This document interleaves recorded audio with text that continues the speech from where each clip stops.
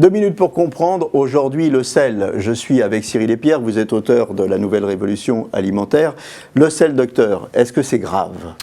Alors, le sel en lui-même, le chlorure de sodium, n'est pas dangereux, ce n'est pas grave. Ce qui est grave, c'est que dans notre société, depuis une cinquantaine d'années, voire une soixantaine d'années, la consommation de sel a explosé et que parallèlement, la consommation de légumes qui amènent, eux, du potassium ou de fruits, a énormément diminué. Si bien que cette balance entre le sodium et le potassium a été totalement inversée.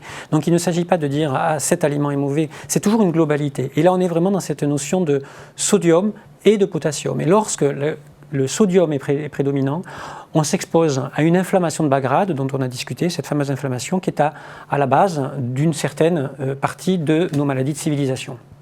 Qu'est-ce qu'on fait pour diminuer le sel dans notre alimentation ou du moins le rééquilibrer ? Alors, le plus important, c'est de s'éloigner considérablement de tout ce qui est industriel, transformé, voire ultra transformé. Dès lors qu'on a réussi à s'éloigner des aliments industriels, on diminue considérablement notre consommation de sel. Par ailleurs, comme le dit Cyril, il faut augmenter sa consommation de potassium. Comment ? En augmentant sa part de légumes dans l'assiette. Pas un repas sans légumes et toujours plus de légumes que du reste.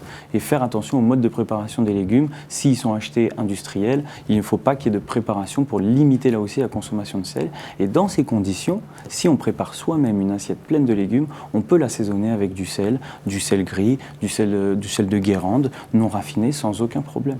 D'accord. On ne prend pas un plat préparé et on ne sèle pas systématiquement. Ça, il ne faut pas faire ça. On va éviter les plats industriels pour sa quantité très importante de sel et on va encore plus éviter d'ajouter du sel à l'intérieur, effectivement. Voilà, une alimentation équilibrée, c'est la clé d'un corps en bonne santé. À très bientôt.